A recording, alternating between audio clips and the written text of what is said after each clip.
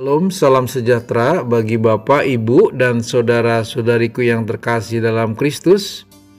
Hari ini saya membagikan tentang memikul salib. Mari kita masuk dalam definisi memikul. Memikul menurut Kamus Besar Bahasa Indonesia atau KBBI memiliki beberapa arti. Yang pertama, membawa beban atau sesuatu yang berat. Contohnya, dia memikul hasil perkebunan yang berat. Yang kedua adalah menanggung atau menjalani suatu beban atau tanggung jawab. Contohnya, dia memikul tanggung jawab besar sebagai pemimpin proyek. Yang ketiga adalah menanggung atau menjalankan suatu pekerjaan atau tugas dengan kesadaran dan tanggung jawab. Contohnya, dia memikul peran penting sebagai koordinator bidang pewartaan, bidang kitab suci, dan sebagainya. Sedangkan definisi salib menurut Kamus Besar Bahasa Indonesia memiliki beberapa arti. Yang pertama adalah 2 batang kayu yang bersilang. Yang kedua, kayu bersilang tempat Yesus dihukum orang Yahudi. Yang ketiga adalah tanda silang, tanda yang menggambarkan sebagai ungkapan doa. Sebelum berdoa, ia membuat tanda salib dengan menggerakkan tangan dari dahi ke dada dan dari pangkal lengan kiri ke pangkal lengan kanan. Sehingga dapat disimpulkan secara umum, memikul salib adalah merujuk pada memikul beban hidup yang mengacu pada kesediaan untuk menghadapi ujian atau cobaan, penderitaan atau tanggung jawab di dalam iman Kristiani. Kita melihat artinya memikul salib berdasarkan Alkitab. Di dalam Alkitab, memikul salib memberikan makna yang dalam sebagai bagian dari panggilan untuk menjadi pengikut Yesus Kristus. Ada beberapa aspek yang penting yang terkandung di dalam arti memikul salib menurut Alkitab. Yang pertama adalah pengorbanan dan kepatuhan. Yesus mengajarkan bahwa siapapun yang ingin mengikutinya harus siap untuk menyangkal dirinya sendiri, memikul salibnya, dan mengikutinya. Di Matius 16 ayat 24. Ini menyoroti pentingnya mengutamakan kehendak Allah di atas keinginan dan kepentingan pribadi. Yang kedua adalah penerimaan penderitaan. Memikul salib juga melibatkan penerimaan penderitaan sebagai bagian dari perjalanan iman. Yesus mengajar bahwa pengikutnya harus siap menghadapi penolakan, penghinaan, dan bahkan penderitaan fisik karena iman mereka. Bisa dilihat di Matius 10 ayat 38 dan di Yohanes 15 ayat 20. Yang ketiga adalah identifikasi dengan Kristus. Ketika seorang memikul salib, itu adalah tanda identifikasi dengan penderitaan Kristus. Artinya, ini bukan hanya tentang mengalami penderitaan secara pribadi, tetapi juga tentang mengikuti teladan Kristus di dalam pengorbanannya untuk dosa-dosa manusia atau menjadi serupa dengan Kristus. Itu bisa dilihat di 2 Petrus 3 ayat 18.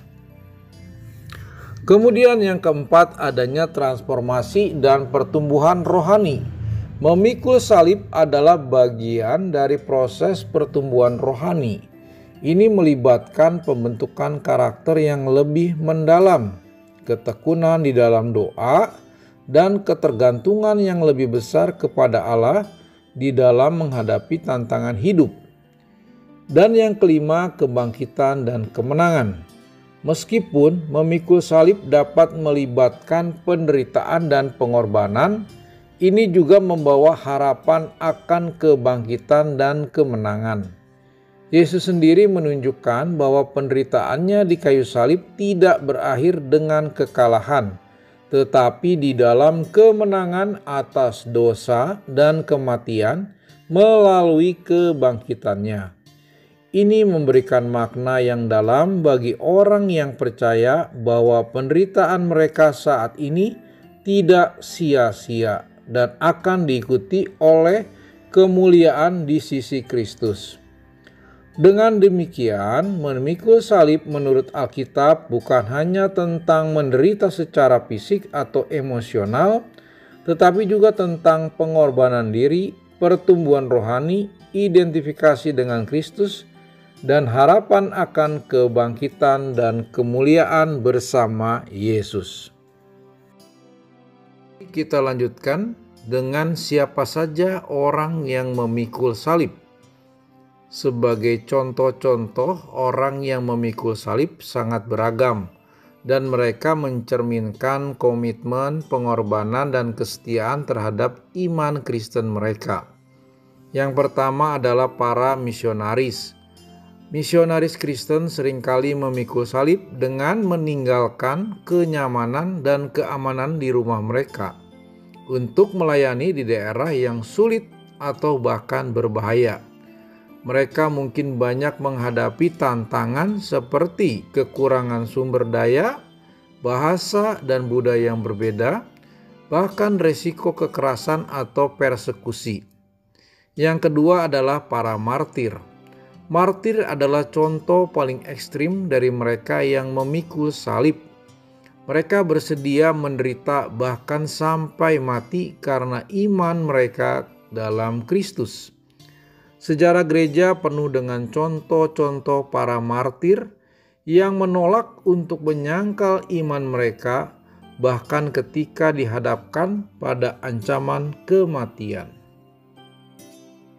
Ketiga adalah orang Kristen dalam negara teraniaya. Di banyak bagian dunia, orang Kristen masih menghadapi penganiayaan dan diskriminasi karena keyakinan mereka. Mereka memikul salib dengan menjaga iman mereka meskipun berisiko kehilangan pekerjaan, rumah, atau bahkan nyawa mereka. Yang keempat adalah pelayan gereja. Seperti pimpinan gereja, para pastor, diakon, atau umat lainnya juga seringkali memikul salib dengan mengorbankan waktu, energi, dan kenyamanan pribadi untuk melayani jemaat mereka. Mereka mungkin menghadapi tekanan, kritik, atau bahkan perlawanan dalam menjalankan panggilan mereka. Yang kelima adalah orang Kristen yang mengalami kesulitan. Orang Kristen juga dapat memikul salib melalui penderitaan pribadi seperti penyakit, kehilangan orang yang dicintai, kesulitan finansial, dan sebagainya. Mereka memilih untuk menjalani penderitaan mereka dengan harapan dan kepercayaan kepada Allah, serta mengalami pertumbuhan rohani melalui pengalaman tersebut. Kemudian selanjutnya, bagaimana sikap umat beriman di dalam memikul salib kehidupan? Tentu saja, sebaiknya sikap orang Kristen dalam memikul salib kehidupan menyakup beberapa aspek yang mencerminkan keiman, pengorbanan, dan kesetiaan mereka kepada Kristus. Yang pertama adalah kesetiaan dan ketaatan. Orang Kristen yang memikul salib kehidupan menunjukkan kesetiaan dan ketaatan yang mendalam kepada ajaran dan kehendak Allah, sebagaimana Yesus mengajarkannya.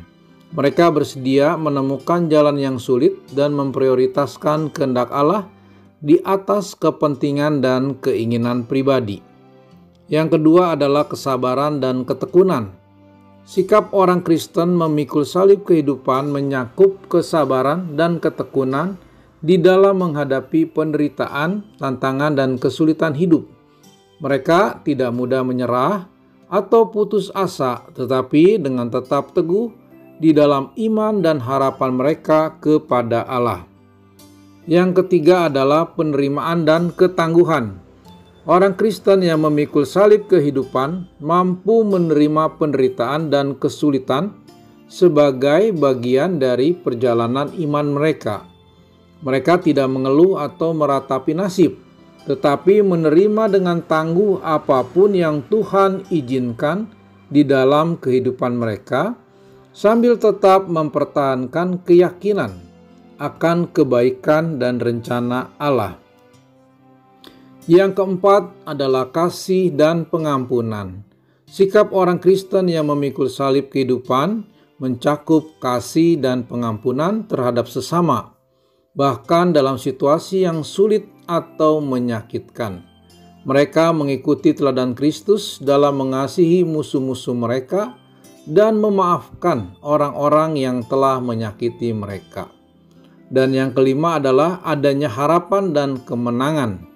Meskipun menghadapi penderitaan dan tantangan, orang Kristen yang memikul salib kehidupan tetap memiliki harapan akan kemenangan dan kemuliaan bersama Kristus. Mereka yakin bahwa penderitaan saat ini tidak sebanding dengan kemuliaan yang akan diungkapkan oleh Allah di masa depan. Dengan demikian, sikap orang Kristen dalam memikul salib kehidupan mencerminkan karakter Kristus yang penuh kasih, kesetiaan, kesabaran, dan harapan. Mereka menjalani hidup dengan tekad dan keteguhan hati, mengandalkan kuasa Allah untuk membimbing dan menguatkan mereka melalui segala rintangan. Demikianlah Bapak, Ibu, dan saudara-saudariku yang terkasih tentang materi memikul salib. Semoga materi ini berkenan di hati Bapak, Ibu, dan saudara-saudariku dan menjadi berkat bagi kita semua. Amin.